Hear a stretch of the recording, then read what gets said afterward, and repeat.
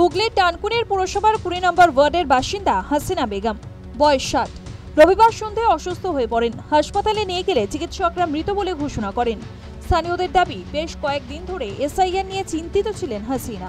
3 দিন আগে এসআইআর নিয়ে এলাকায় মিটিং হয়, তারপর থেকে চিন্তায় পড়ে যান তিনি। পরশু দিনে আমাদের 20 নম্বর ওয়ার্ডে এই এসআইআর নিয়ে একটা মিটিং হয়েছে।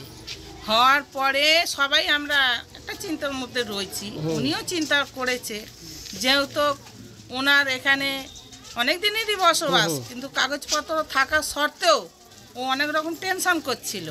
টেনশন করে উনি ক্লাব থেকে মিটিং শুনে বাড়ি আসেন।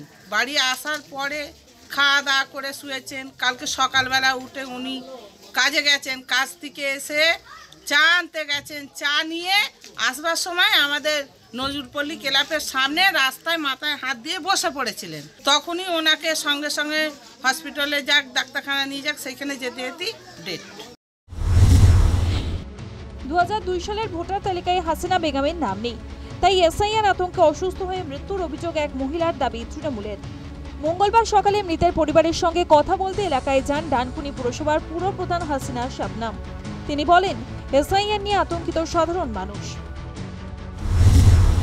এই এলাকার জনপ্রতিনিধি বলুন বা এলাকার মানুষ হিসাবে কয়েকজন তাদের সঙ্গে এই এলাকা মানুষদের সঙ্গে বসে আলোচনা করেছে যে আমরা আছি, চিন্তা করবেন না, মমতা ব্যানার্জি আছেন, আমাদের মুখ্যমন্ত্রী আপনাদের পাশে আছেন, আমরা আছি এলাকার মানুষ।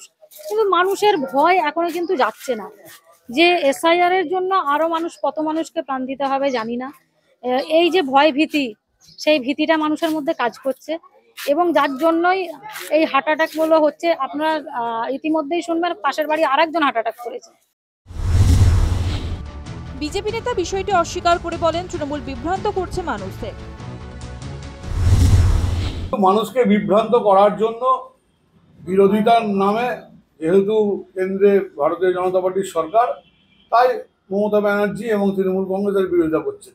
কিন্তু এই মমতা ব্যানার্জি 2002 সালে এসআইআরকে সাপোর্ট করেছিলেন এবং যখন খসড়া তালিকায় 69,000 নাম বাদ দিয়েছিল, তখন তিনি বলেছিলেন সিপিএম সরকারটাকে ফেলে দেওয়া হোক। তা একই অঙ্গে কতরূপ বারবার দেখবো। আর এনারা এখন লাশের রাজনীতি করছেন, লাশ খুঁজে বেড়াচ্ছেন। যদি কেউ কঠিন রোগ ক্যান্সারেও মারা যান, বলবেন এসআইআর ভয়ে মারা গেছে। পানিহাটিতে 57 বছরের প্রৌঢ়ের মৃত্যু, ইলামবাজারে 95 বছরের বৃদ্ধের মৃত্যু, জামালপুরের বাসিন্দা তামিলনাড়ুর পরিযায়ী শ্রমিকের মৃত্যু। এসআইআর আতঙ্কে একের পর এক মৃত্যুর ঘটনা ঘটেছে, এমনটাই অভিযোগ তৃণমূলের।